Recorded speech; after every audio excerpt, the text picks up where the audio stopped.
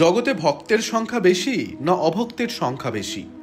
সমগ্র জগৎ অর্থাৎ চিন্ময় জগৎ ও জড় জগৎ, এভাবে সমগ্র জগতের 4 ভাগের 1 ভাগ মাত্র জড় জগৎ, বাকি 3 ভাগ বৈকুণ্ঠ জগৎ। বৈকুণ্ঠ জগতের সকলেই ভক্ত। অল্প অংশ এই জড় জগতের মধ্যে আবার ঊর্ধ্বলোকগুলিতে ভক্ত বেশি, যদিও সকাম ভক্তই বেশি। পৃথিবী নামক ছোট গ্রহে কলি প্রভাবিত মানুষের সংখ্যা বেশি, প্রচ্ছন্ন ভক্তর সংখ্যা বেশি। তবে এই কলিযুগ ধন্য, কারণ মহাবদান্য অবতার ভক্তরূপে ভগবান অবতীর্ণ হয়েছেন।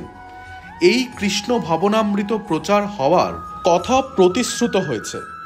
শাস্ত্রে ভবিষ্যৎবাণী করা হয়েছে আগামী 10,000 বছর অবধি মহাপ্রভু হরিনাম সংকীর্তন সমগ্র পৃথিবীর প্রতি নগর গ্রামে সবার মধ্যে ছড়িয়ে পড়বে। ব্রহ্ম বৈবর্ত পুরাণে এই ভবিষ্যৎবাণী রয়েছে, অর্থাৎ কলির প্রথম সন্ধ্যায় ভক্তই বেশি। যদিও বা ইদানিং মনে হচ্ছে জগতে অভক্ত বেশি, কিন্তু ঘোর কলি আসতে না আসতেই একটি বিশাল মঙ্গলময় ভক্তিময় পরিবর্তন সূচিত হবে। 5,000 বছর পর ক্রমশ ভক্ত সংখ্যা এই পৃথিবীতে কমতে থাকবে। এই জগতে অসংখ্য প্রাণীর প্রজাতি রয়েছে, তাদের মধ্যে মনুষ্য জন্ম লাভ করা অত্যন্ত দুর্লভ। তার মধ্যে ভক্ত সংখ্যা বহু গুণাধিক দুর্লভ।